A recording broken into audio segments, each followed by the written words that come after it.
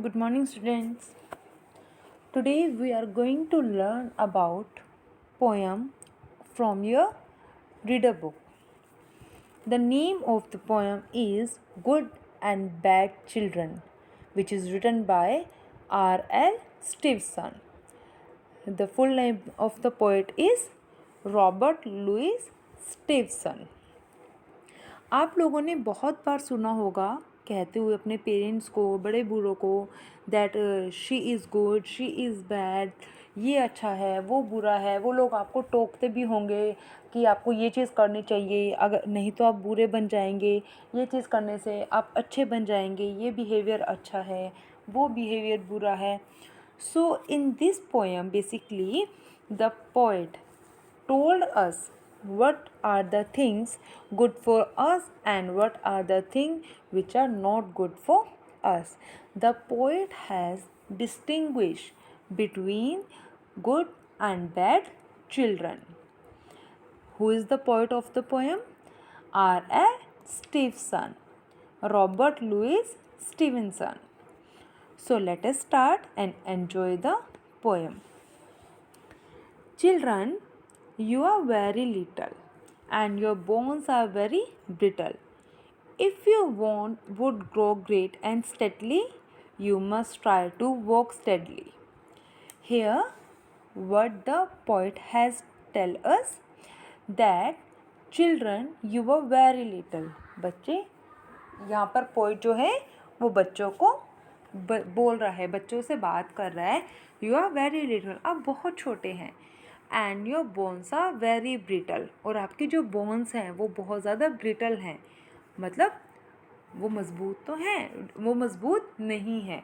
ठीक है, वो कुछ भी होता है, हल्का सा हम गिर जाएं या कुछ भी हो जाए तो वो क्या हो सकती हैं, ब्रेक हो सकती हैं. If you would grow great and steadily, अगर आप बड़े होना चाहते हैं अच्छे से, you must try to walk steadily, आपको आराम से चलना चाहिए. You should walk slowly. In the first stanza the poet told the children about the bones as well as how to walk. So how should you walk? You should walk slowly always. Here you can see two rhyming words are here. Sorry.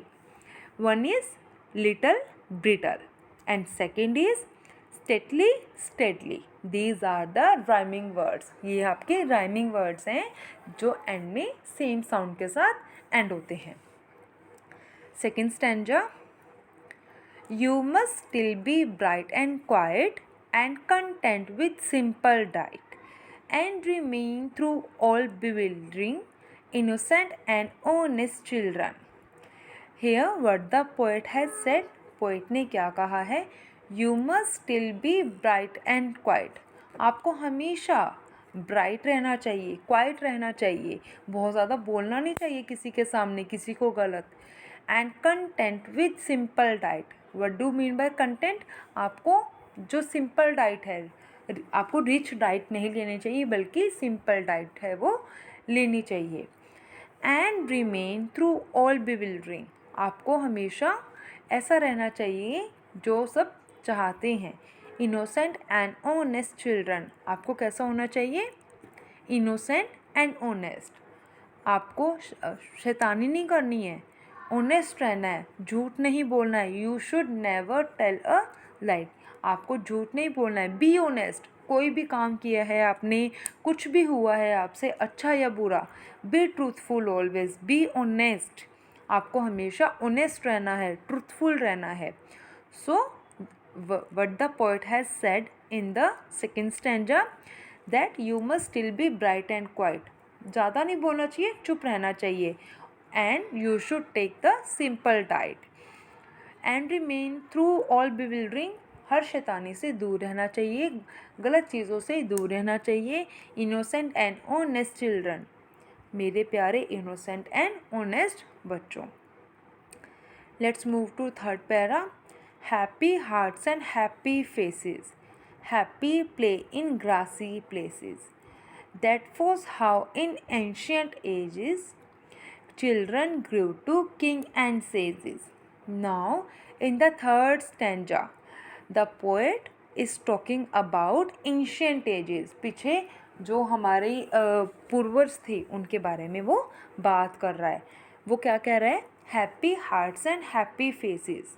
कि पहले के time पर लोग कैसे हुआ करते थे.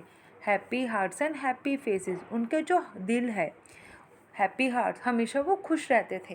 And happy faces, और उनके फेसेस पे भी हमेशा स्माइल रहती थी. Happy play in grassy places. पहले लड़ाई झगड़ा दंगा कुछ नहीं होता था. हमेशा ग्रासी प्लेसेस पर, गार्डन्स में, और ऐसा एरिया जहाँ पे बहुत ज़्यादा ग्रीनरी होती थी वहाँ पर प्ले हुआ करते थे, वो खेला करते थे. That was how in ancient ages. ऐसा था पुराने टाइम का समय. Children grew to king and sages. और इसी कारण से वो खुश रहते थे, वो हंसते खेलते रहते थे, हर जगह खुशहाली थी. इसीलिए वहाँ तब बच्चे किंग एंड सेजेस में बड़े होकर राजा महाराजा बन जाते थे. Next stanza. But the unkind and the untruly and the sort who eat unduly, they must never hope for glory. Theirs is quite a different story. पर आज के एज में क्या हो गया है? पहले तो अच्छा अच्छा खाना था, सिंपल डाइट थी सबकी, तो वो बहुत ज़्यादा ताकतवर, स्ट्रॉन्ग हुआ करते थे. पर अब क्या है? But the unkind and unruly. अब क्या हो गया है? बच्चे अनकाइंड हो गए हैं, अनरूली हो गए हैं, चिड़चिड़े से हो गए हैं. And the sort who Yeats unduly. आप सबको पिज़्ज़ा, बर्गर, चाउमीन, ये सब कितना पसंद है. But this all things are not good for our health. ये सब चीज़ें हमारी हेल्थ के लिए अच्छी नहीं है. They must never hope for glory. और ये बच्चे जो कि ये सब चीज़ें खाते हैं, उनको ग्लोरी के लिए, सक्सेस हो पाने के लिए कभी भी होप नहीं करनी चाहिए. There is quite a different story. इनकी देयर किसके लिए यूज़ हुआ यहाँ पर?